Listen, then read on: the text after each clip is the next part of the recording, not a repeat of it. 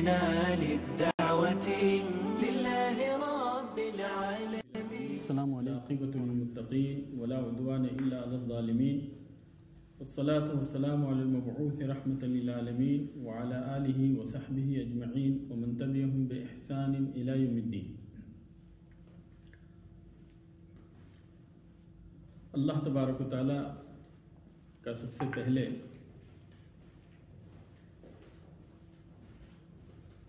حمد و ثنا ہے کہ اس نے ہمیں رمضان جیسی بابرکت مہینے کے قریب آ کر آج ہمیں کھڑا کیا ہے. ابھی چند دنوں کے بعد ہم رمضان کے مہینے کے اندر داخل ہونے والے ہیں اور رمضان کا مہینہ ایک بابرکت مہینہ ہے. اس مہینے کے اندر اللہ تبارک و تعالیٰ نے قرآن مجید کو نازل فرمایا، جیسا کہ اللہ تبارک و تعالیٰ کا فرمان ہے شہر رمضان الذی انزل فیہ القرآن، کہ رمضان کا یہ وہ بابرکت مہینہ ہے جس کے اندر قرآن مجید نازل کیا گیا. ھدی للناس، جو کہ لوگوں کے لیے ہدایت ہے، وبینات من الہدی والفرقان، اور حق اور باطل کو واضح کرنے والا ہے، فرق کرنے والا ہے. تو یہ بابرکت مہینہ جو کہ قرآن کا مہینہ ہے، جو روزے کا مہینہ ہے، جو قیام کا مہینہ ہے، یہ مہینہ ہمارے اوپر ابھی سایہ فگن ہونے والا ہے. اور اس مہینے کے اندر جو عبادتیں کی جاتی ہیں ان عبادتوں کے بہت سارے احکام ہیں.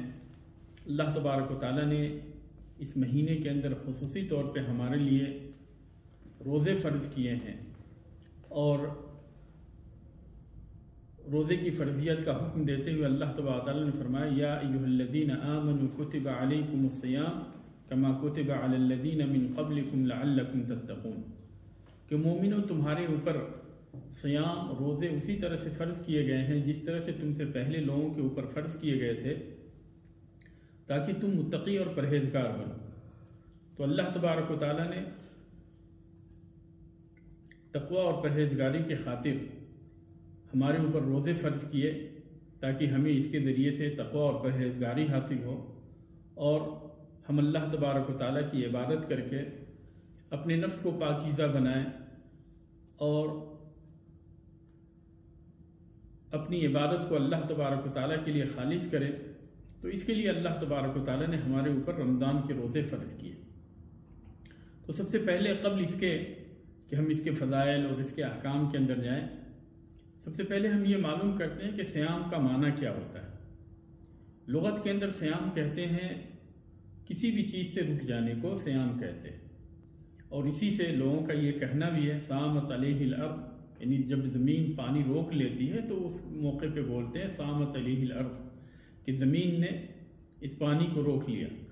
اور اسی طریقے سے اللہ تبارک و تعالیٰ کا فرمان بھی ہے مریم علیہ السلام کے بارے میں کہ جب عیسیٰ علیہ السلام کی ولادت کے بعد جب وہ عیسیٰ علیہ السلام کو لے کر آئیں تو لوگوں نے کہا کہ مریم تم نے یہ کیا کیا، یا مریم لقد جئت شیئا فریّا، کہ ایک عجیب و غریب چیز اور جس کی کوئی شرعی حقیقت نہیں تم ایسی چیز لے کر آئی، یعنی اس بچے کو لے کر آئی جبکہ تم غیر شادی شدہ ہو. تو اس طریقے سے مریم علیہ السلام کے اوپر ان لوگوں نے سوال اٹھائے. تو اسی موقع پہ اللہ تبارک و تعالیٰ نے مریم علیہ السلام کو کہا کہ جب کوئی آپ سے بات کریں تو آپ یہ کہیں انی نذرت للرحمن صوما فلن اکلم اليوم انسیا، کہ میں نے رحمان کے لیے روزے کی نظر مانی. یہاں پہ روزہ بات نہ کرنے کا روزہ تھا، صیام جو تھا بات نہ کرنے کا صیام تھا، جیسا کہ اللہ تبارک تعالیٰ نے اس کی وضاحت فرمائی فلن اکلم اليوم انسیا، تو آج میں کسی بھی انسان سے گفتگو نہیں کروں گی.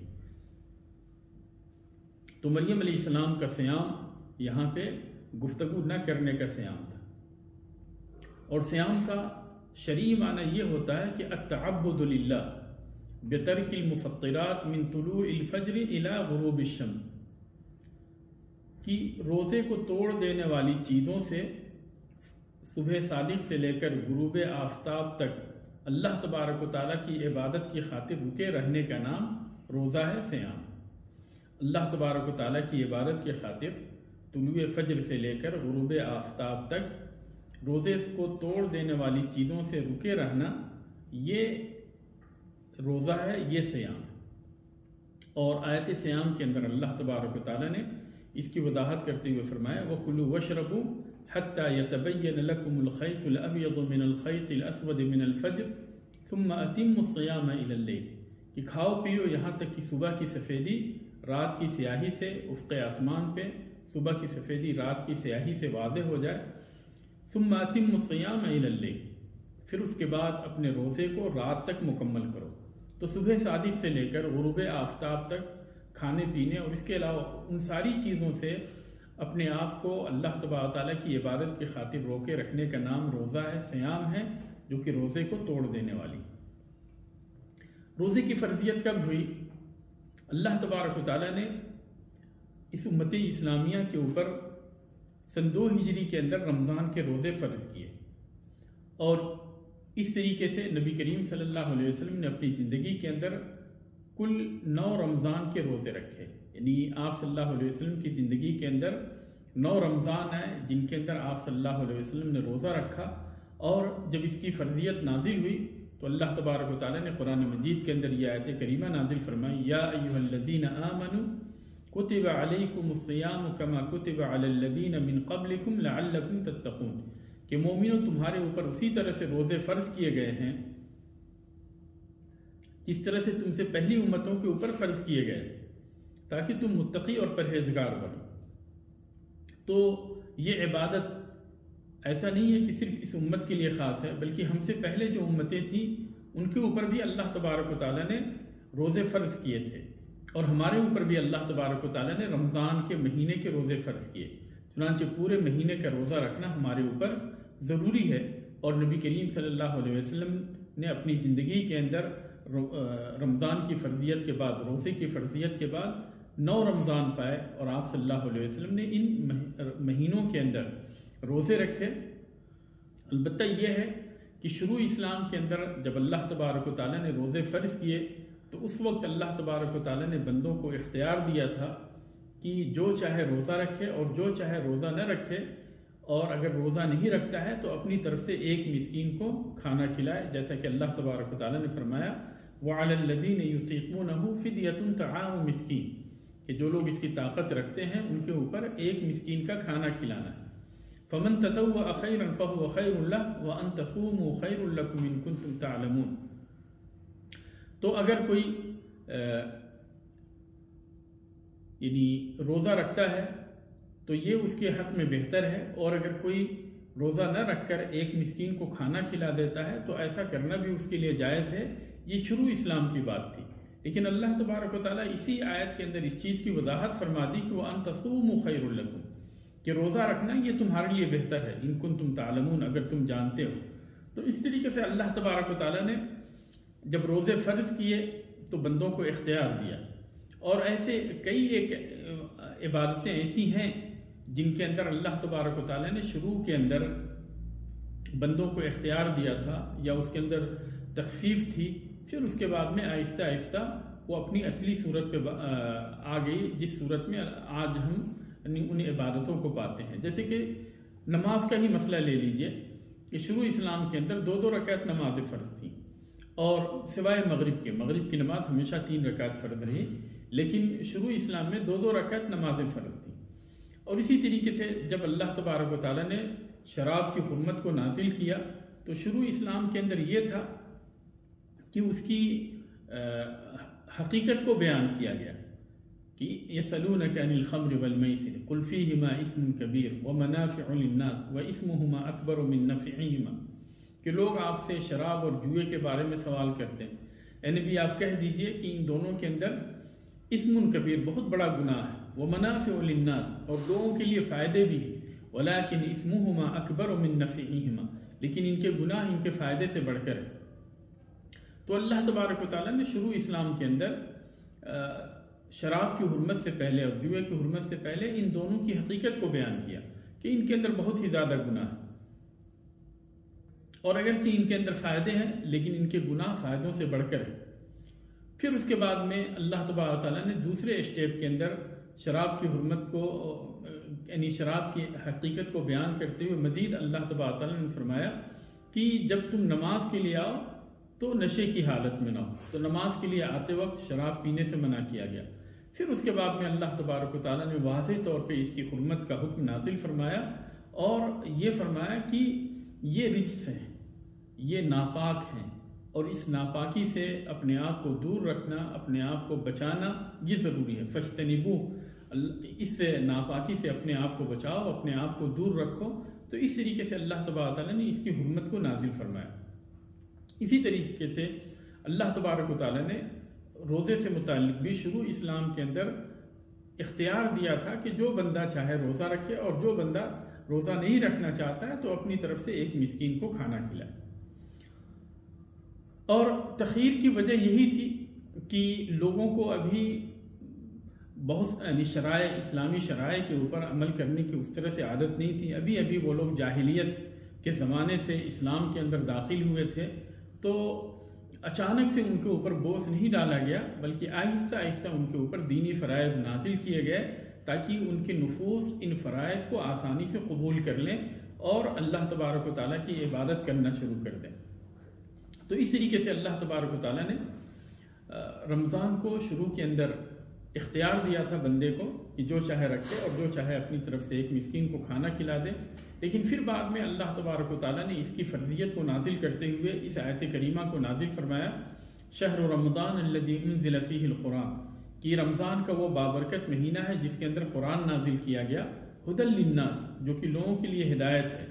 وبینات من الہدی والفرقان، اور حق اور باطل کو واضح کرنے والا ہے، فمن شہد منکم الشہر فلیصم، تو تم میں سے جو کوئی بھی اس مہینے کے اندر موجود ہو اس کے لیے ضروری ہے کہ وہ روزہ رکھے۔ اور صحیحین کے اندر سلمہ ابن الاکوع رضی اللہ تعالیٰ عنہ کی روایت ہے، اس سے بھی یہ پتہ چلتا ہے کہ پہلے کا جو حکم تھا وہ حکم اس آیت کے ذریعے سے منسوخ ہو گیا۔ اور اس کی حکمت کو بیان کرتے ہوئے اللہ تبارک و تعالیٰ نے فرمایا لعلکم تتقون، کہ روزے کی فرضیت کی حکمت یہ ہے کہ تاکہ تمہارے اندر تقوی اور پرہیزگاری ہے، تم متقی اور پرہیزگار بن جاؤ۔ اور اسی لیے نبی صلی اللہ علیہ وسلم نے دوسری حدیث کے اندر فرمایا من لم يدع قول الزور والعمل به والجهل فليس لله حاجة في ان يدع طعامه وشرابه، کہ جو انسان جھوٹی باتیں کہنا اور جھوٹے کام کرنا اور جہالت کے کام کرنا نہیں چھوڑتا، فليس لله حاجة، تو ایسے انسان کے بھوکے اور پیاسے رہنے کی اللہ تبارک و تعالیٰ کو ضرورت نہیں۔ یعنی اگر بندہ روزہ رکھتا ہے اور روزہ رکھنے کی حالت میں وہ تقوی اور پرہیزگاری اختیار نہ کرے، وہ اپنے آپ کو دین کے اوپر قائم نہ رکھے، جھوٹی بات کرنے اور جھوٹی بات کہنے سے اپنے آپ کو دور نہ رکھے، تو ایسے انسان کے روزہ رکھنے کی کوئی ضرورت نہیں۔ اس کا مطلب یہ نہیں ہے کہ اس کو اجازت ہے کہ وہ روزہ نہ رکھے، بلکہ اس کے اندر تحدید ہے، وعید ہے، سختی ہے اور ڈانٹ اور فٹکار ہے کہ تم کیسے انسان ہو کہ روزہ بھی رکھتے ہو اور جھوٹ بھی بولتے ہو۔ یہ دونوں چیزیں ایک ساتھ اکٹھی نہیں ہو سکتی، اس لیے تم روزہ رکھو اور روزہ رکھنے کے ساتھ ساتھ ان جھوٹی باتوں سے اور جھوٹی بات کہنے اور جھوٹے کام کرنے سے اپنے آپ کو بچاؤ، ورنہ تمہیں ان روزوں کا ثواب نہیں ملے گا۔ یہ دراصل مقصد ہے۔ اور اس حدیث کو صحیح بخاری کے اندر یہ حدیث موجود ہے، امام بخاری نے اسے صحیح بخاری کے اندر روایت کی۔ ایک مسئلہ یہ ہوتا ہے کہ رمضان کے داخلے کا ہمیں پتہ کیسے چلے گا، کس طریقے سے ہمیں یہ اس چیز کا علم ہوگا کہ رمضان کا مہینہ شروع ہو گیا ہے اور ہمیں اب رمضان کے روزے رکھنے۔ تو اس سلسلے میں واضح طور پہ نبی کریم صلی اللہ علیہ وسلم نے حدیث کے اندر بیان کر دیا کہ اذا رأیتموہ فصوموا واذا رأیتموہ فافطروا، کہ جب تم چاند دیکھو تو روزہ رکھو اور چاند دیکھو تو افطار کرو، یعنی عید مناؤ۔ فإن غم علیکم فاقدروا لہ، اور اگر بدلی کی وجہ سے تم چاند نہ دیکھ پاؤ تو اس کا اندازہ کرو، یعنی شعبان کے مہینے کو 30 مکمل کرو۔ اسی طریقے سے 29 رمضان کو اگر چاند نظر نہ آئے تو رمضان کے مہینے کو 30 مکمل کرو۔ یہ عبداللہ بن عمر رضی اللہ تعالی عنہ کی حدیث ہے۔ تو اس حدیث سے یہ ثابت ہوا کہ ہمیں چاند دیکھ کے روزہ رکھنا ہے اور چاند دیکھ کر افطار کرنا ہے۔ اور اسی طریقے سے اس حدیث سے یہ بھی پتہ چلتا ہے کہ ہر ملک والے اپنی اپنی چاند کا اعتبار کریں گے۔ یعنی جب ان کے ہاں چاند دکھائی دے دے تو اس کے حساب سے وہ روزہ رکھیں گے، اور چاند دکھائی دے دے تو اس کے حساب سے وہ افطار کریں گے، یعنی عید منائیں گے۔ اور یہ ضروری نہیں ہے کہ سعودی عرب کے اندر چاند دکھائی دے دیا تو پوری دنیا کے اندر اسی دن روزہ رکھیں اور اسی دن افطار کریں، اسی دن عید منائیں، بلکہ مطلع کے اعتبار سے چاند کے جو مطلع ہوتا ہے، نکلنے کی جو جگہیں ہوتی ہیں، تو ان کے اعتبار سے ہر ملک کے اندر اپنی اپنی رویت کا اعتبار کریں گے۔ جو سعودی عرب کے قریبی ممالک ہیں، جو پڑوسی ممالک ہیں، جیسے گلف کے جو ممالک ہیں، اگر سعودی عرب کے اندر چاند دکھائی دے دیا تو یہ لوگ اس کے اعتبار سے روزہ رکھ سکتے ہیں، افطار کر سکتے ہیں، عید منا سکتے ہیں۔ لیکن جن کا مطلع، جن ممالک کا مطلع سعودی عرب کے مطلع کے سے مختلف ہے، تو ایسی صورت میں وہ لوگ اپنے اپنے مطلع کا اعتبار کرتے ہوئے اور جب وہ چاند دیکھیں تو روزہ رکھیں اور چاند دیکھیں تو افطار کریں، چاند دیکھیں تو عید منائیں۔ اور اس سلسلے میں واضح طور پہ عبداللہ بن عباس رضی اللہ تعالی عنہما سے یہ چیز ثابت ہے، اور اس روایت کے اندر کچھ یوں ہے کہ ام الفضل جو کہ عبداللہ بن عباس کی والدہ ہیں، انہوں نے قریب کو معاویہ رضی اللہ تعالی عنہ کے پاس شام کے اندر بھیجا، کچھ کام کے لیے، کچھ اپنی ضرورت کے لیے۔ تو قریب کہتے ہیں کہ میں شام آیا فقضیت حاجتہ، اور ام الفضل نے میرے ذمے جو کام دیا تھا اس کام کو میں مکمل کر لیا، واستحل علی رمضان وانا بالشام، اور میں شام ہی میں تھا کہ رمضان کا مہینہ شروع ہو گیا۔ فرأیت الہلال لیلۃ الجمعہ، تو میں نے جمعے کی رات چاند دیکھا۔ ثم قدمت المدینۃ فی آخر الشہر، پھر میں رمضان کے آخری دنوں میں مدینہ پہنچا۔ فسألنی عبداللہ بن عباس فقال متى رأیتم الہلال، تو مجھ سے عبداللہ بن عباس رضی اللہ تعالی عنہما نے سوال کیا کہ تم لوگوں نے شام کے اندر کب چاند دیکھا تھا؟ قلت رأیناہ لیلۃ الجمعہ، تو میں نے کہا کہ ہم لوگوں نے، شام والوں نے، اور ان کے ساتھ ساتھ میں نے بھی جمعے کی رات چاند دیکھا تھا۔ فقال انت رأیتہ، تو عبداللہ بن عباس رضی اللہ تعالی عنہما نے مجھ سے پوچھا کہ کیا تم نے اپنی آنکھوں سے دیکھا تھا؟ قلت نعم، تو میں نے کہا کہ ہاں۔ ورآہ الناس وصاموا، اور لوگوں نے بھی دیکھا، صرف یہ نہیں کہ میں نے ہی دیکھا تھا صرف، بلکہ لوگوں نے بھی دیکھا، اور اسی کی بنیاد پر ان لوگوں نے روزہ رکھا۔ وصام معاویہ، اور لوگوں کے ساتھ ساتھ خلیفہ وقت معاویہ رضی اللہ تعالی عنہ نے بھی روزہ رکھا۔ فقال لکنہ رأیناہ لیلۃ السبت، تو عبداللہ بن عباس رضی اللہ تعالی عنہ نے کہا کہ لیکن ہم نے مدینے کے اندر ہفتے کے روز دیکھا تھا، یعنی ہفتے کی رات ہم نے چاند دیکھا تھا۔ فلا نزال نصوم حتی نکمل 30 او نرا، تو اب ہم اپنے چاند کے اعتبار سے، اپنی رویت کے اعتبار سے ہم اپنے روزے کو مکمل کریں گے یہاں تک کہ 30 روزہ مکمل ہو جائے، یا یہ ہے کہ ہم 29 تاریخ کو، 29 رمضان کو عید کا چاند دیکھ لیں، تو پھر اسی صورت میں ہم یعنی عید منانا شروع کر دیں گے۔ فقلت، تو قریب کہتے ہیں کہ میں نے کہا افلا تکتفی برؤیت معاویہ وصیامہ، کہ کیا معاویہ رضی اللہ تعالی عنہ کا چاند دیکھنا اور ان کا روزہ رکھنا آپ کے لیے کافی نہیں؟ تو عبداللہ ابن عباس نے کہا لا، ہاکذا امرنا رسول اللہ صلی اللہ علیہ وسلم، ہم جو ہے معاویہ رضی اللہ تعالی عنہ کی مخالفت نہیں کر رہے ہیں، بلکہ نبی کریم صلی اللہ علیہ وسلم نے ہمیں اسی طریقے سے روزہ رکھنے کا اور اسی طریقے سے عید منانے کا حکم دیا ہے۔ تو اس حدیث سے بھی عبداللہ ابن عباس رضی اللہ تعالی عنہ کا یہ جو قول ہے، اور اس قول کی نسبت وہ نبی کریم صلی اللہ علیہ وسلم کی طرف کر رہے ہیں کہ نبی کریم صلی اللہ علیہ وسلم نے ہمیں یہ حکم دیا کہ ہم چاند دیکھ کے روزہ رکھیں اور چاند دیکھ کر عید منائیں۔ تو اس سے یہ پتہ چلا کہ ہر ملک والے اپنی اپنی رویت کا اعتبار کریں گے، جب وہ چاند دیکھیں گے تو روزہ رکھیں گے، اور اسی طریقے سے جب وہ چاند دیکھیں گے تو اسی حساب سے وہ عید بھی منائیں گے۔ اس حدیث کو امام احمد اور امام مسلم، ابو داؤد، ترمذی اور نسائی نے روایت کی، اور اس حدیث کے اندر صراحت کے ساتھ اس چیز کا ذکر ہے کہ جب چاند دکھائی دے تو روزہ رکھیں، اور جب چاند دکھائی دے تو عید منائیں۔ اور اسی طریقے سے اگر چاند دکھائی نہیں دیتا ہے تو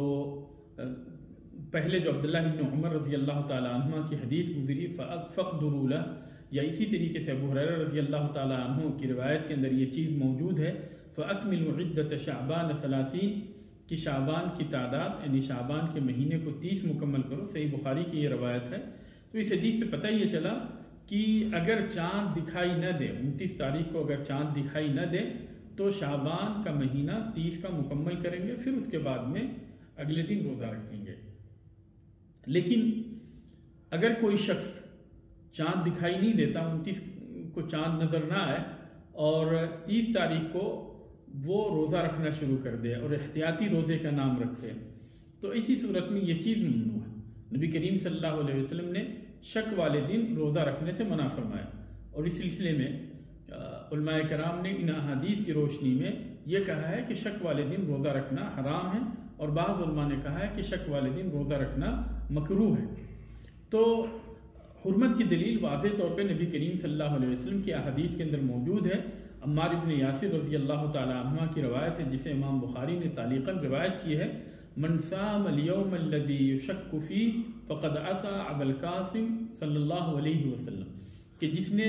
شک والے دن روزہ رکھا اس نے ابو القاسم یعنی نبی کریم صلی اللہ علیہ وسلم کی معصیت کی، اس نے نبی کریم صلی اللہ علیہ وسلم کی نافرمانی کی۔ اور اسی طرح سے ایک دوسری حدیث جس کے اندر نبی صلی اللہ علیہ وسلم نے فرمایا، لا تقدموا رمضان بصوم یوم ولا یومین الا رجل کان یصوم صوما فلیصم، کہ رمضان کے 1 یا 2 دن پہلے سے روزہ رکھنا شروع مت کرو، الا رجل کان یصوم صوما فلیصم، ہاں اگر کوئی آدمی اس کی عادت تھی کہ جیسے وہ پیر کا روزہ رکھتا ہے، سوموار کا روزہ رکھتا ہے، اور اسی طرح سے جمعرات کا روزہ رکھتا، اور رمضان سے پہلے والا دن سوموار یا جمعرات کا دن ہے، تو وہ اپنی عادت کے مطابق روزہ رکھ سکتا ہے۔ لیکن اگر کوئی شخص احتیاطی طور پہ روزہ رکھنا چاہے اور اس لیے روزہ رکھنا چاہے کہ اس دن چاند نظر نہیں آیا، تو پھر ایسی صورت میں ایسے لوگوں کے لیے روزہ رکھنا جائز نہیں بلکہ حرام ہے، اس لیے کہ نبی کریم صلی اللہ علیہ وسلم نے شک والے دن روزہ رکھنے سے منع فرمایا۔ ایک مسئلہ یہ ہے کہ رمضان کے روزے کی ادائیگی کن لوگوں کے اوپر فرض ہے، رمضان کے روزے کی ادائیگی کن لوگوں کے اوپر فرض ہے۔ تو سب سے پہلی چیز ہے، یعنی جو لوگ اس کے مخاطب ہیں مسلمان، کہ مسلمانوں کے اوپر جنہوں نے اللہ تبارک و تعالیٰ کا کلمہ پڑھا ہے، کلمہ شہادتین کا اقرار کیا ہے، جو دین اسلام کے اندر داخل ہیں، ان کے اوپر رمضان کے روزے کی ادائیگی فرض ہے۔ البتہ جو کافر ہیں یا اسی طریقے سے جو لوگ دین اسلام کے اندر داخل نہیں ہوئے ہیں، تو ان کے اوپر رمضان کے روزے فرض نہیں ہیں۔ البتہ یہ ہے کہ اللہ تبارک و تعالیٰ نے انہیں دین اسلام کے اندر داخل ہونے کا حکم دیا ہے کہ آپ دین اسلام کے اندر داخل ہو، لیکن یہ ہے کہ ان کے اوپر عبادتیں فرض نہیں ہیں، کیونکہ اگر وہ کفر کی حالت میں عبادت کرتے ہیں تو وہ عبادت اللہ تبارک و تعالیٰ کے ہاں قابل قبول نہیں، اور اللہ تبارک و تعالیٰ نے ایسی عبادتوں کے بارے میں کہا، وَقَدِمْنَا إِلَى مَا عَمِلُوا مِنْ عَمَلٍ فَجَعَلْنَاهُ هَبَاءً مَنْثُورًا، کہ ہم نے ان کی عبادتوں کی طرف، ان کے اعمال کی طرف توجہ دے کر انہیں کھائے ہوئے بھوس کی طرح سے بنا دیا۔ اور اس کا مطلب یہ نہیں ہے، جب ہم یہ کہتے ہیں کہ ان کے اوپر رمضان کے روزے فرض نہیں ہیں، تو اس کا مطلب یہ نہیں ہے کہ وہ گنہگار نہیں ہوں گے، بلکہ وہ اللہ تبارک و تعالیٰ کے ہاں گنہگار ہوں گے، اس لیے کہ انہوں نے دین اسلام کو قبول نہیں کیا، اور اللہ تبارک و تعالیٰ نے سارے لوگوں سے اس چیز کا مطالبہ کیا ہے، دنیا کے ہر بشر سے اس چیز کا اللہ تبارک و تعالیٰ نے مطالبہ کیا ہے، قیامت تک جتنے بھی لوگ پیدا ہوں گے نبی کریم صلی اللہ علیہ وسلم کی بعثت کے بعد، ان سارے لوگوں سے اسی چیز کا مطالبہ ہے کہ وہ دین اسلام کو قبول کرے اور دین کے اندر داخل ہوں۔ اور اللہ تبارک و تعالیٰ نے فرمایا ان الدین عند اللہ الاسلام، کہ اللہ تبارک و تعالیٰ کے نزدیک مقبول دین دین اسلام ہے۔ اور جو لوگ عبادت نہیں کرتے ہیں، یعنی دین کو اختیار نہیں کرتے اور عبادت نہیں کرتے، تو قیامت کے دن ایسا نہیں ہے کہ اللہ تبارک و تعالیٰ ان کو معاف کر دے گا، بلکہ ان کی پوچھ تاچھ ہوگی، اور اس وقت وہ لوگ کہیں گے جب ان کو جہنم کے اندر داخل کیا جائے گا اور فرشتے سوال کریں گے، تو وہ اس وقت کہیں گے قالوا لم نکن من المصلین، ہم نماز نہیں پڑھا کرتے تھے، ولم نکن نطعم المسکین، اور ہم مسکینوں کو کھانا نہیں کھلایا کرتے تھے، وکننا نخوض مع الخائضین۔ اور اسی طریقے سے جو لوگ دین کے بارے میں غلط باتیں کیا کرتے تھے، غلط کام کیا کرتے تھے، ان کے ساتھ ہم بھی انہی کی روش کے اوپر چلتے تھے اور انہی کے طریقے کے اوپر ہم لوگ بھی تھے، جس کی وجہ سے وہ کہیں گے کہ وہ لوگ جہنم کے اندر داخل ہوئے۔ تو سب سے پہلی چیز یہ ہے کہ مسلمان اسلام، اس مسلمانوں کے اوپر اللہ تبارک تعالیٰ نے رمضان کے روزے فرض کیے ہیں، اور رمضان کے اندر ان کے لیے ضروری ہے کہ وہ رمضان کے روزوں کو رکھیں۔ اسی طریقے سے بالغ، اگر کوئی بچہ ہے، مسلم ہے لیکن بچہ ہے وہ بالغ نہیں ہے، تو بالغ کے اوپر، نابالغ کے اوپر رمضان کے روزے فرض نہیں ہیں، لیکن جب وہ بچہ بالغ ہو جاتا ہے تو ایسی صورت میں اس کے اوپر رمضان کے روزے فرض ہیں، چاہے وہ بچہ ہو یا بچی۔ اور بلوغت عام طور پہ 3 چیزوں کے ذریعے سے جانی جاتی ہے۔ عام طور پہ بلوغت کی نشانیاں 3 ہیں، بلکہ بچیوں کے لیے ایک چوتھی نشانی بھی ہے، لیکن مشترکہ طور پہ 3 نشانیاں ایسی ہیں جس کے اندر بچے اور بچیاں دونوں کے دونوں شامل ہیں۔ ہمارے ہاں عام طور پہ لوگ یہ تصور کرتے ہیں کہ 18 سال کے بعد میں بچے بالغ ہوتے ہیں، کیونکہ یہی عالمی نظام ہے کہ جب بچے 18 سال کے ہوں تو وہ بالغ ہوں گے، لیکن ایسا غلط ہے، یہ غلط تصور ہے۔ اسلام کے اندر بلوغت کی عمر جو متعین کی گئی ہے وہ 15 سال ہے، اور یہ یعنی 3 نشانیوں میں سے ایک نشانی ہے، یا 4 نشانیوں میں سے ایک نشانی ہے۔ اس کے علاوہ جو نشانیاں ہیں، اگر وہ نشانیاں 15 سال سے پہلے ظاہر ہو جائیں تو جس وقت سے وہ نشانی ظاہر ہوگی اسی وقت سے وہ بچہ یا بچی بالغ مانے جائیں گے۔ چنانچہ بلوغت کی نشانیوں میں سے ایک نشانی ہے زیر ناف کے بال کا آنا یا بغل کے بال کا آنا، اور دوسری نشانی ہے منی کا نکلنا۔ منی کے نکلنے سے بچے یا بچی بالغ مانے جائیں گے۔ اور اگر یہ دونوں نشانی ظاہر نہ ہوں، اور اسی طرح سے بچیوں کے لیے ایک تیسری نشانی کا اضافہ ہے کہ پیریڈ کا خون آنا، حیض کا خون آنا۔ تو ان تینوں نشانیوں میں سے کوئی بھی نشانی 15 سال سے پہلے بھی اگر ظاہر ہو جائے تو پھر ایسی صورت میں اس وقت سے وہ بچے اور بچی بالغ مانے جائیں گے۔ جس وقت سے بھی ان تینوں نشانیوں میں سے کوئی بھی نشانی ظاہر ہونے لگے تو بلوغت کے اندر شمار کیا جائے گا، ان کو بالغ مانا جائے گا۔ اور اگر یہ تینوں نشانیاں ظاہر نہیں ہوتی اور بچے کی عمر یا بچی کی عمر 15 سال ہو جائے قمری کے حساب سے، ہجری سال کے حساب سے، یعنی تقریباً 14.5 سال اگر ان کی عمر ہو جائے تو اس کے بعد وہ لوگ بالغ مانے جائیں گے، کیونکہ ہجری سال شمسی سال سے 10 دن کم ہوتے ہیں، یعنی جو انگریزی سال ہے، عیسوی سال ہے، اس سے 10 دن کم ہوتے ہیں۔ تو ہر دن 10 دن کم کرتے جائیں تو 140 دن بلکہ 145 دن پہلے ہی وہ بچیاں یا بچے جو ہے بالغ مانے جائیں گے۔ 15 سال اگر عیسوی سال کے اعتبار سے جوڑ رہے ہیں، حساب کر رہے ہیں، تو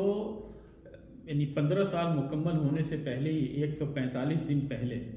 145 دن کا مطلب ہوتا ہے 5 مہینہ، یعنی 1 سال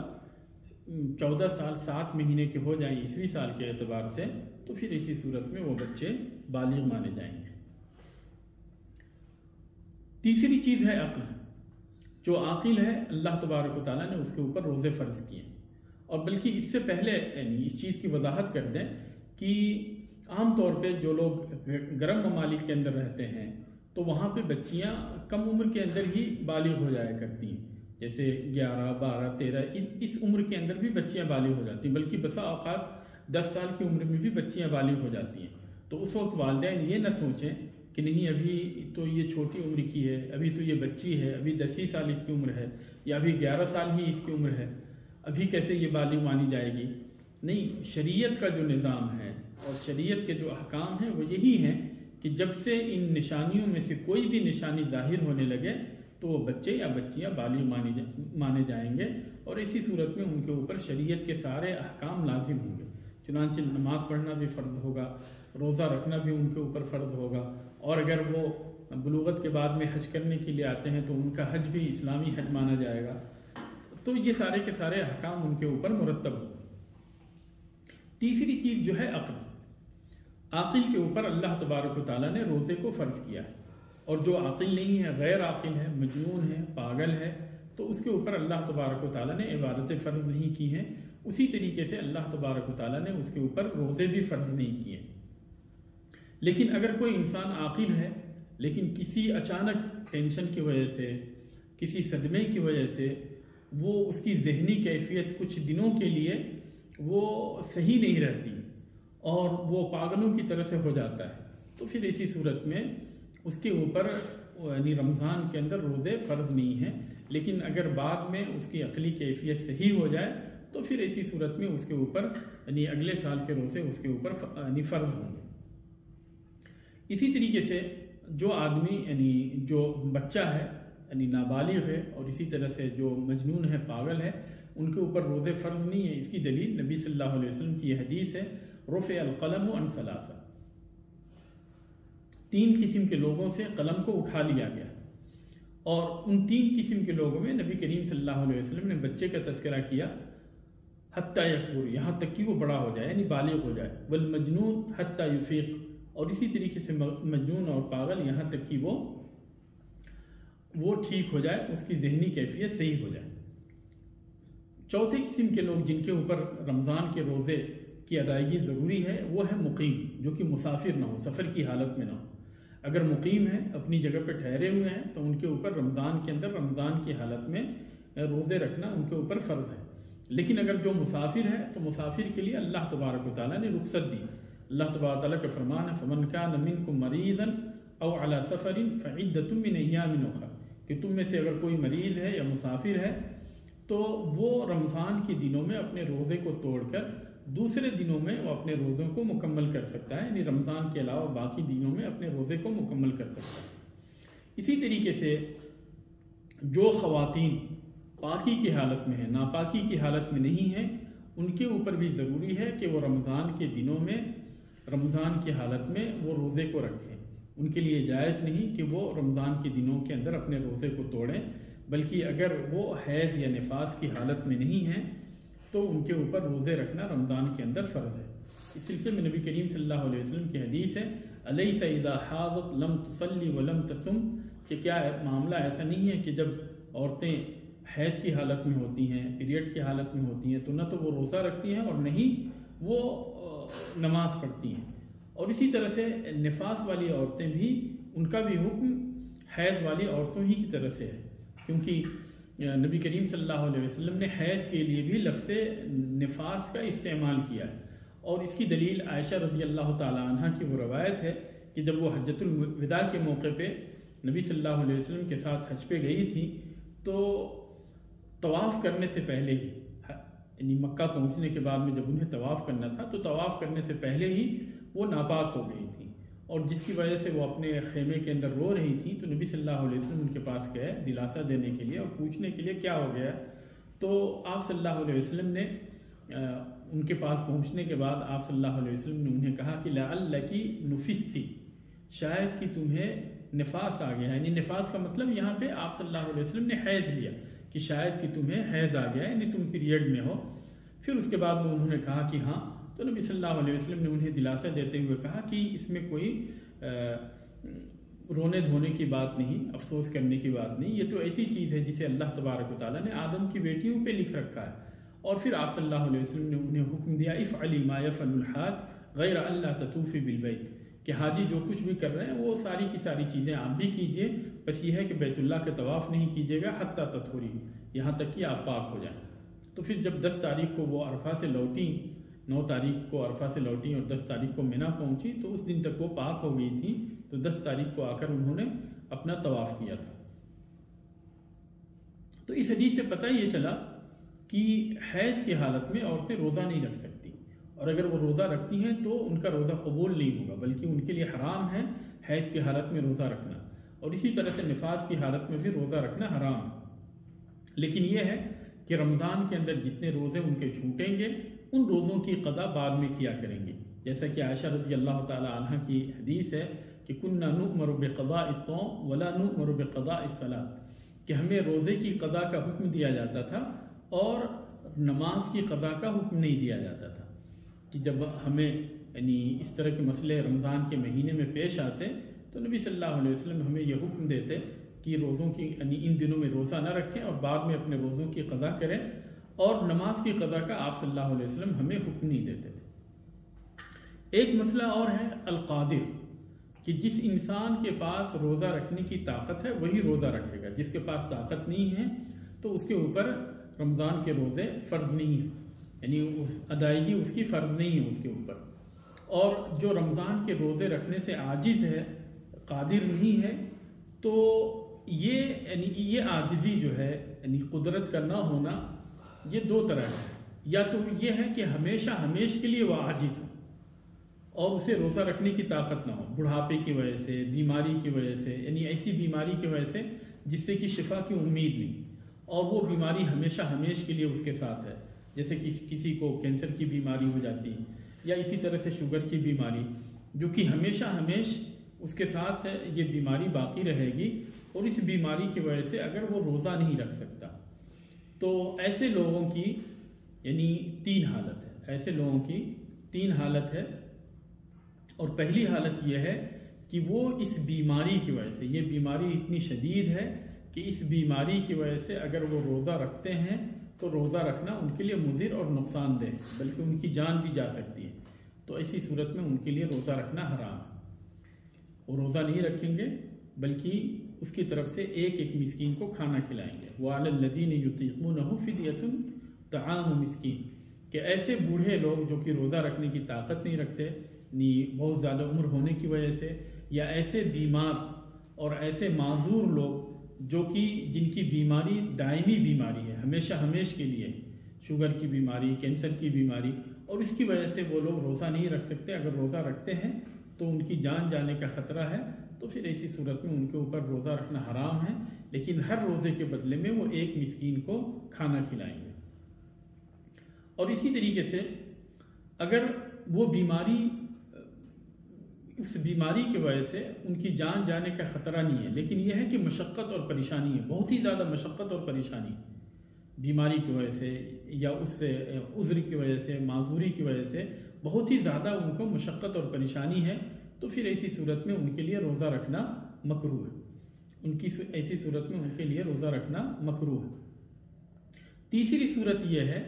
کہ بیماری ہلکی پھلکی ہے، جیسے مثال کے طور پہ سر کے اندر درد ہے، زکام ہے، نزلہ ہے، اس طریقے سے ہلکی پھلکی بیماری، یا بخار ہو گیا، لیکن بخار بھی یعنی اس طرح سے نہیں ہے کہ اس حالت میں روزہ نہیں رکھ سکتا، یعنی ہلکی پھلکی بیماری ہے، تو پھر ایسی صورت میں ان کے لیے روزہ رکھنا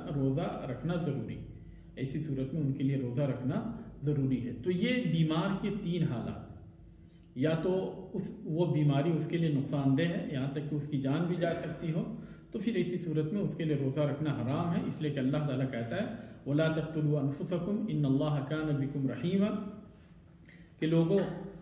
اپنے آپ کو قتل مت کرو، اس لیے کہ اللہ تبارک تعالیٰ تمہارے اوپر مہربان ہے۔ اور دوسرے وہ لوگ ہیں کہ جن کے لیے روزہ رکھنا نقصان دہ تو نہیں ہے، لیکن اس کے اندر بہت ہی زیادہ مشقت اور پریشانی ہے، ایسے معذور، ایسے بیمار کہ جن کے لیے روزہ رکھنا باعث مشقت اور باعث پریشانی ہے، تو ان کے حق میں روزہ رکھنا مکروہ ہے، کیونکہ نبی کریم صلی اللہ علیہ وسلم کی حدیث ہے ان اللہ یحب ان تؤتى رخصه كما يكره ان تؤتى معصیته، کہ اللہ تبارک و تعالی رخصت کو اپنانا پسند کرتا ہے اسی طریقے سے جس طریقے سے کہ وہ معصیت کے کام کو کرنا ناپسند کرتا ہے۔ تو جب اللہ تبارک و تعالیٰ نے رخصت دی ہے مریضوں کے لیے اور معذور لوگوں کے لیے، تو اس رخصت سے فائدہ اٹھاتے ہوئے انہیں روزہ توڑ کر بعد میں ان دنوں کے روزے کو مکمل کرنا چاہیے۔ اور اگر ہلکی پھلکی بیماری ہے تو پھر ایسی صورت میں روزہ نہ رکھنے کی کوئی گنجائش نہیں، بلکہ اس حالت میں روزہ رکھیں گے۔ اگر بندہ مسافر ہے تو مسافر کے بھی 3 حالات ہیں، اور یہ نبی کریم صلی اللہ علیہ وسلم کی حدیث سے یہ تینوں کے تینوں حالات ثابت ہیں۔ سب سے پہلی چیز تو یہ ہے کہ مسافر کو سفر کی حالت میں روزہ رکھنے کی رخصت ہے، کہ چاہے تو روزہ رکھے اور چاہے تو نہ رکھے، لیکن اگر سفر کی حالت میں اگر وہ روزہ رکھتا ہے تو اس روزہ رکھنے کی وجہ سے شدید پریشانی کے اندر وہ مبتلا ہو سکتا اور اس کی جان بھی جا سکتی، تو پھر ایسی صورت میں اس کے لیے روزہ رکھنا حرام، کیونکہ نبی کریم صلی اللہ علیہ وسلم سے حدیث کے اندر ثابت ہے کہ آپ صلی اللہ علیہ وسلم فتح مکہ کے وقت روزے سے تھے اور صحابہ کرام بھی روزے سے تھے۔ تو جب قراء الغمیم پہنچے تو آپ صلی اللہ علیہ وسلم کو بتایا گیا کہ لوگ بہت ہی زیادہ پریشان ہیں، تو عصر کے بعد آپ صلی اللہ علیہ وسلم سواری پہ تھے، اور عصر کے بعد میں آپ نے پانی منگایا اور پانی منگا کر سارے لوگوں کے سامنے پیا تاکہ سارے کے سارے لوگ اپنے روزے کو توڑ دیں۔ تو جب نبی کریم صلی اللہ علیہ وسلم کو یہ بات کی خبر ملی کہ ابھی بھی کچھ لوگ روزے سے ہیں، تو آپ صلی اللہ علیہ وسلم نے ان کے لیے کہا تھا اولئک الوصاة اولئک الوصاة، یہ لوگ نافرمان ہیں، یہ لوگ نافرمان ہیں۔ اسی طریقے سے اگر روزہ رکھنے کی وجہ سے مسافر کو پریشانی ہو، اور پریشانی اس طرح سے ہو کہ وہ یعنی عام حالات سے زیادہ ہے، تو ایسی صورت میں اس کے لیے روزہ رکھنا مکروہ ہے، کیونکہ نبی کریم صلی اللہ علیہ وسلم نے سفر کی حالت میں ایک آدمی کو دیکھا، ایک صحابی کو دیکھا کہ لوگ اس کے اوپر سایہ کر رہے ہیں،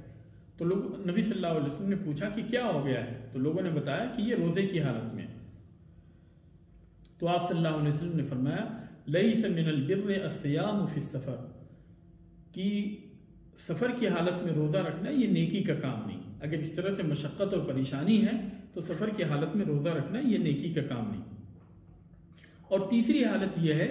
کہ اس کے لیے روزہ رکھنا مشکل اور پریشان کن نہ ہو، یعنی روزے رکھنے سے اسے مشقت لاحق نہ ہو، تو ایسے لوگوں کے لیے روزہ رکھنا یہ مستحب ہے، بہتر یہ ہے کہ وہ روزہ رکھیں تاکہ رمضان ہی کے اندر ان کے روزوں کی ادائیگی ہو جائے۔ تو یہ 3 حالات ہیں، مسافر کے یہ 3 حالات ہیں، اگر جان جانے کا خطرہ ہے تو روزہ رکھنا ان کے لیے حرام ہے، اور اگر جو ہے بہت ہی زیادہ پریشانی لاحق ہوتی ہو تو ان کے لیے روزہ رکھنا مکروہ ہے، اور اگر پریشانی نہیں ہے تو پھر ایسی صورت میں روزہ رکھنے میں کوئی حرج کی بات نہیں، بلکہ بہتر یہ ہے کہ وہ اپنے روزوں کو یعنی رمضان کے اندر ہی مکمل کر لیں، تو یہ زیادہ بہتر ہے، کیونکہ نبی کریم صلی اللہ علیہ وسلم بھی سفر کے اندر روزہ رکھتے تھے، اور اسی طریقے سے صحابہ کرام بھی سفر کی حالت میں روزہ رکھا کرتے تھے۔ اس کے بعد میں ایک دوسرا مسئلہ ہے، اور وہ مسئلہ ہے کہ اگر کوئی خاتون حمل کی حالت میں، پریگننسی کی حالت میں، یا اسی طریقے سے وہ اپنے بچے کو دودھ پلا رہی ہیں، تو ایسی صورت میں ان کے لیے روزہ رکھنا ضروری ہے، یا یہ ہے کہ وہ افطار کر سکتی ہیں، روزہ رکھنا ان کے لیے ضروری ہے یا یہ ہے کہ وہ افطار کر سکتی ہیں۔ تو اس سلسلے میں نبی کریم صلی اللہ علیہ وسلم نے ان خواتین کو جو کہ حمل کی حالت میں ہیں، پریگننسی کی حالت میں ہیں، اور اسی طریقے سے ان خواتین کو جو کہ اپنے بچوں کو دودھ پلا رہی ہیں، ان کے لیے آپ صلی اللہ علیہ وسلم نے حدیث کے اندر اس بات کی اجازت دی کہ وہ افطار کر سکتی ہیں، یعنی اپنے روزے کو توڑ سکتی ہیں، اس حالت میں وہ اپنے روزے کو توڑ سکتی ہیں۔ اور اس سلسلے میں نبی کریم صلی اللہ علیہ وسلم کی یہ حدیث ہے، ان اللہ عز وجل وضع عن المسافر الصوم وشطر الصلاۃ، کہ اللہ تبارک و تعالیٰ نے مسافر سے روزے کو معاف کر دیا ہے، یعنی سفر کی حالت میں روزے رکھنا معاف کر دیا، وشطر الصلاۃ، اور اسی طرح سے آدھی نماز، یعنی 4 رکعت کی جو نمازیں ہیں وہ آدھی ہو جاتی ہیں، 2 رکعت ان کے اوپر فرض ہوتا۔ وَعَنِ الْحُبْلَ وَالْمُرْضِعَ الصَّوْمُ، اور اسی طریقے سے وہ خواتین جو کہ حمل کی حالت میں ہیں، پریگننسی کی حالت میں ہیں،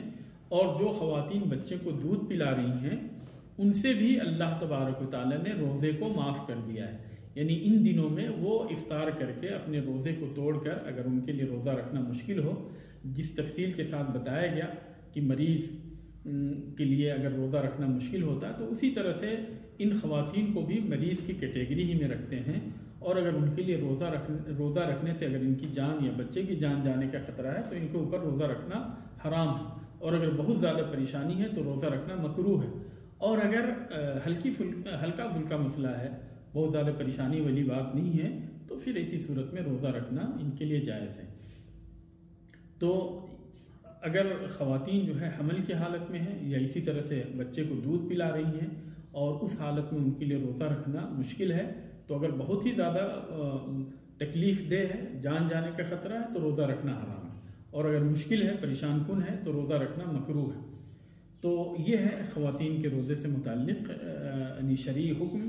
اس کے بعد میں آتے ہیں نیت کی جانب، کہ روزہ رکھنے کے لیے ضروری ہے کہ انسان نیت کرے، اور نیت دل کے ارادے کا نام۔ نبی صلی اللہ علیہ وسلم نے فرمایا من لم یبیت الصیام فلا صیام لہ، کہ جس نے رات ہی میں روزے کی نیت نہیں کی اس کا روزہ نہیں ہوتا۔ تو یہ جو فرض روزے ہیں، رمضان کا روزہ جیسے ہی چاند نظر آئے، اگر بندے نے نیت کر لی، دل سے نیت کر لی، ارادہ کر لیا، تو کافی ہے، یہی نیت جو ہے آخری رمضان تک اس کی باقی رہے گی، اور اس طرح سے اس کا جو ہے سحری کے لیے اٹھنا، سحری کھانا، یا یہ ہے کہ سحری کے لیے الارم لگانا، یہ ساری کی ساری چیزیں اسی نیت کے اندر داخل ہیں۔ تو اور زبانی طور پہ نیت کرنا، الفاظ کے ذریعے سے روزے کی نیت کو ادا کرنا، یہ نبی صلی اللہ علیہ وسلم سے ثابت نہیں ہے، اور بعض کتابوں کے اندر یا بعض پوسٹر وغیرہ کے اندر جو اس طرح کی نیت آتی ہے کہ روزے کی نیت ان الفاظ کے ذریعے سے کرے، نویت للہ بصوم غد من شہر رمضان،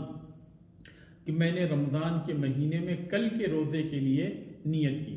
اللہ تبارک و تعالیٰ کی خاطر کل کے روزے کے لیے میں نے نیت کی، تو یہ نیت ہی درست نہیں ہے اور یہ الفاظ ہی درست نہیں۔ کیوں درست نہیں؟ اس لیے کہ اس کے اندر بندہ کہتا ہے میں کل کے روزے کی نیت کر رہا ہوں، جبکہ روزہ آج کا رہنا ہوتا ہے۔ عربی کے اعتبار سے جب سورج ڈوبتا ہے تو ڈوبنے کے ساتھ نیا دن شروع ہو جاتا ہے، سورج ڈوبنے کے ساتھ نیا دن شروع ہو جاتا ہے۔ تو اس طریقے سے بندہ آج کے دن کا روزہ رکھتا ہے لیکن نیت کرتا ہے کہ میں کل کے روزے کی نیت کر رہا ہوں، تو یہ چیز درست نہیں، یہ چیز غلط ہے۔ نیت جو ہے صرف دل کے ارادے کا نام ہے، اور نبی صلی اللہ علیہ وسلم سے الفاظ کے ذریعے سے نہ تو روزے کی نیت کرنا ثابت ہے، نہ نماز کی نیت کرنا ثابت ہے، اور نہ ہی کسی دوسری عبادت کی نیت کرنا ثابت ہے۔ تو اس لیے جو ہے نیت دل کے ذریعے سے کریں۔ انما الاعمال بالنیات، عمل کے ثواب کا دار و مدار نیت کے اوپر ہے، تو دل سے جو ہے آپ نیت کریں، اور نیت کرنے کے ساتھ ہی آپ روزہ رکھنا، جیسے یعنی ہر دن کے لیے روزہ نیت کرنا ضروری نہیں ہے، بلکہ آپ نے جو نیت کر لی ہے پہلے دن، وہی نیت جو ہے ہمیشہ ہمیشہ کے لیے کافی ہوگی۔ اور رمضان کے اندر خصوصی طور پہ چونکہ رمضان کا سلسلہ جاری رہتا ہے، تو ایک مرتبہ ہی نیت کر لی، وہی نیت جو ہے ہمیشہ ہمیشہ کے لیے باقی رہے گی۔ البتہ یہ ہے کہ بیچ میں اگر جیسے خواتین کے ساتھ مسئلے ہوتے ہیں اور بیچ کے اندر روزے رکھنا اس عذر کی بنیاد پہ، ان کے جو اپنے عذر ہوتے ہیں عذر کی بنیاد پہ وہ روزہ نہیں رکھ سکیں، اور پھر دوبارہ پاکی کے بعد میں روزہ رکھ رہی ہیں، تو پھر نئے سرے سے جو ہے وہ نیت کریں گی، روزے رکھنے کی نیت کریں گی، اور نیت جو ہے دل سے ہوگا۔ اللہ تبارک و تعالیٰ سے دعا ہے کہ اللہ تبارک و تعالیٰ ہمیں صحیح طور پہ دین کو سمجھنے اور اس کے مطابق عمل کرنے کی توفیق عطا فرمائے۔ جب تک ہمیں اس دنیا کے اندر زندہ رکھے، اسلام پہ زندہ رکھے، اور جب ہمیں وفات دے اسلام پہ وفات دے۔ اللہ تبارک و تعالیٰ تو سب کی دعاؤں کو سننے والا اور قبول کرنے والا ہے۔ اللہ تبارک